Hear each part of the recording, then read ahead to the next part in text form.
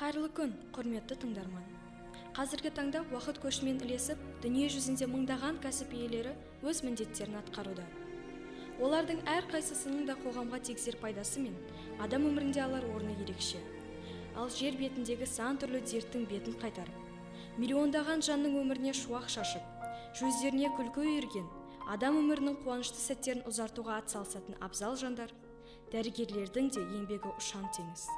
Алайда бәрінен де ота жасайтын дәрігер мен өмір деген өзеннің тәтті суын мейірі қанып, қызықтап, жеткілікті ішкісі келетін емделуші сырқат адам уақыттың бір минут қадірін жете бағалап түсінеді. Өкінішке орай, кейбір сырқаттың нақты емі әлі күнге дейін табылған жоқ. Соның бірі қатерлі ісік дерті. Ол теңіз шаяны сияқты шатасқан аяқтармен адам денесіне жайыла тарайды. Обыр клеткасы адамның басынан бақайшағына дейін кездесе береді. Тез өсіп, белгілі бір уақытта қан және лимфа тамырлары арқылы ағзаның мүшелеріне тарайды, немесе балалайды. Сол себепті әлемде әр 30 секунд сайын адамдардың біреуі қатерлі ісік, лейкемия дертіне шалдығады. Аждаһадай аузын ашқан бұл дерттің тырнағына іліккен жас та, кәрі де, ер де, әйел де, жасөспірім балалар, тіпті дүние есігін жаңа ашқан сәбилер де ілініп жатыр.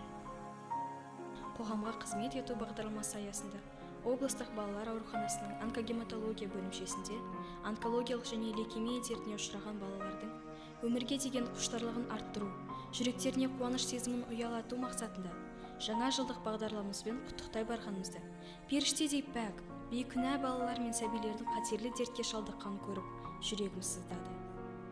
Емделіп жатқан балалар кез келген уақытта, тіпті бірнеше секундтағы өмірмен қош айтысу мүмкін екендігін ойлағанымда өкініштен өзегім өртенді. Айтыңыздаршы, бұл бүлдіршіндердің жазығы не? Кеше ғана дүние есігін ашқан бейкүнә сәби неге мұндай дертке шалдықты? Балалардың ауру азабын тартып жатқанын көріп, шыбын жанын шырқырап, еріксіз жанарына жас үймелейді.